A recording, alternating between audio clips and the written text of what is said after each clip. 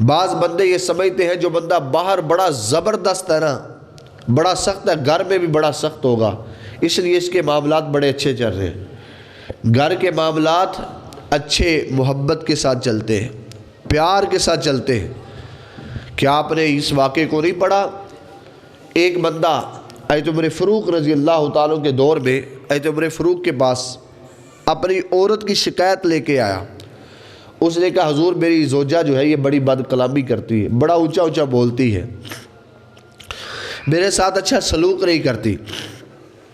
شکایت کرنے کے لیے حضرت عمر فاروق رضی اللہ تعالیٰ کے پاس آیا، اور حضرت عمر فاروق کی ذات وہ ذات ہے جو 22 لاکھ مربع میل پہ حکمرانی کر رہے ہیں۔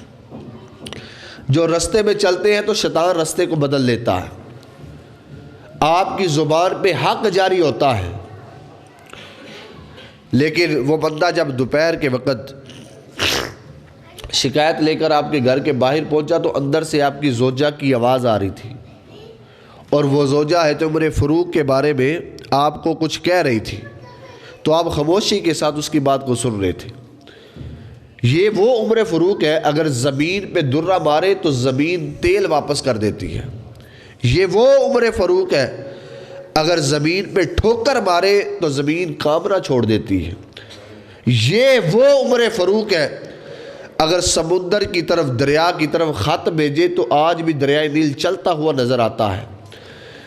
آپ اگر ممبر پہ بیٹھ کے ایران کی پہاڑیاں نہاون تک آواز دے تو نہاون پہاڑیوں تک آواز چلی جاتی ہے۔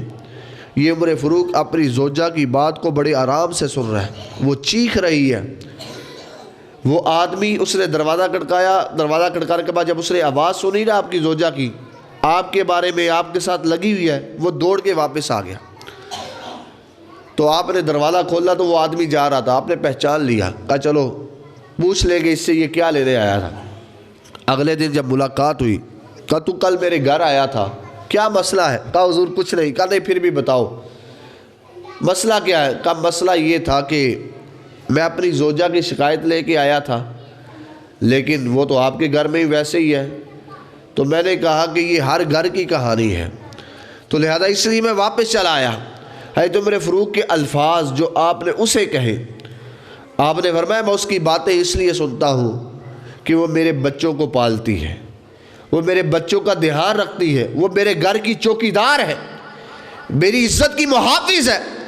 اگر وہ مجھے کچھ کہہ بھی دے تو میں اسے جو ہے اسے برداشت کرنا چاہیے، اس کی باتوں کو۔ میرے بغیر کسی وجہ سے میرے گھر کی حفاظت کر رہی ہے، میرے بچوں کی حفاظت کر رہی ہے، میرے بچوں کی تربیت کر رہی ہے، میرے بچوں کو پال رہی ہے۔